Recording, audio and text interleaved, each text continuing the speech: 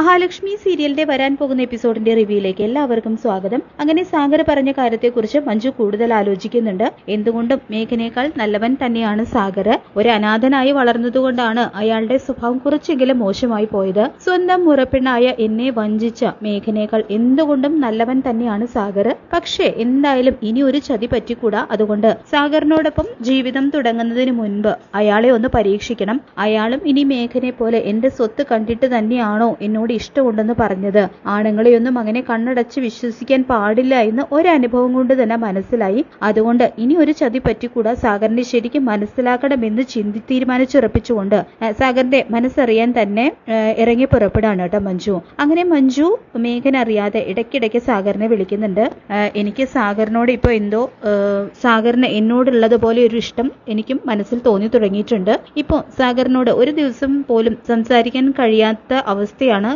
വല്ലാത്ത ഒരു വീർപ്പുമുട്ടലാണെന്നെല്ലാം മഞ്ജു പറയുമ്പോൾ ഒരാളോട് മനസ്സിൽ പ്രണയം തോന്നി തുടങ്ങിയാൽ അത് അങ്ങനെ തന്നെയാണ് മഞ്ജു. ആ മേഘൻ മഞ്ജു എന്നെ ഫോൺ വിളിക്കുന്നതൊന്നും അറിയുന്നില്ലല്ലോ എന്ന് ചോദിക്കുമ്പോൾ അയാളിപ്പോ ഏട്ടത്തിയുടെ പ്രേതത്തെ പേടിച്ച് ആകെ വട്ടുപിടിച്ച അവസ്ഥയിലാണ്. ഏട്ടത്തി എന്തായാലും അയാൾക്ക് നല്ലൊരു തിരിച്ചടി തന്നെയാണ് കൊടുത്തിരിക്കുന്നത്. ഇനി അയാൾ ഏട്ടത്തിയുടെ ജീവനോടെ നേരിൽ കണ്ടാൽ പോലും പേടിക്കുമെന്ന് മഞ്ജു പറയുന്നുണ്ട് കേട്ടോ സാഗറിനോട്. മാർക്കോയാണ് മഹാലക്ഷ്മി മേഡത്തെ കൊണ്ട് ഇങ്ങനെയെല്ലാം ചെയ്യിപ്പിക്കുന്നത് എന്ന് പറയുന്നുണ്ട് കേട്ടോ സാഗർ. തുടർന്ന് മഞ്ജു പറയുന്നുണ്ട്, കണ്ണേട്ടന് ഞാൻ മേഘനെ വിവാഹം കഴിക്കുന്നതിനോട് ഒട്ടും താല്പര്യം ഉണ്ടായിരുന്നില്ല. അതുകൊണ്ട് തന്നെ എന്റെയും മേഘേട്ടന്റെയും വിവാഹം ആർഭാടമായിട്ട് നടത്താനും കഴിഞ്ഞില്ല.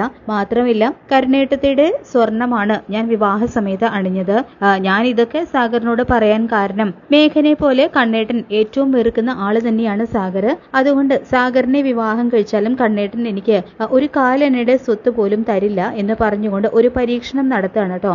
സാഗർ തന്റെ സ്വത്തുക്കൾ കണ്ടിട്ടാണോ തന്നോട് ഇഷ്ടമുണ്ട് എന്ന് പറഞ്ഞത് എന്ന് അറിയാൻ വേണ്ടിയിട്ട്. അപ്പോ മഞ്ജു പറയുന്നത് കേൾക്കുന്ന സാഗർ പറയുന്നുണ്ട്, മഞ്ജുവിന്റെ സ്വത്തും ഒന്നും മോഹിച്ചിട്ടല്ല ഞാൻ മഞ്ജുവിനെ ഇഷ്ടമാണെന്ന് പറഞ്ഞത്. മഞ്ജുവിനെ പോലെ ഇത്രയും സുന്ദരിയായ വിദ്യാഭ്യാസമുള്ള പെൺകുട്ടിയുടെ ജീവിതം മേഘനെ പോലെ ഒരു ദുഷ്ടന്റെ കൂടെ ജീവിച്ച് തകരുന്നത് കാണാനായിട്ട് എനിക്ക് കഴിയില്ല. അത് സഹിക്കാൻ കഴിയുന്നില്ല. ഞാനും ഒരു നല്ലൊരു പെൺകുട്ടിയുമായിട്ട് ഒരു കുടുംബജീവിതം ആഗ്രഹിക്കുന്നുണ്ട്. അത് മഞ്ജുവിനെ പോലെ ഒരു പെൺകുട്ടിയാണെങ്കിൽ അത് അത്രയും നല്ലത്.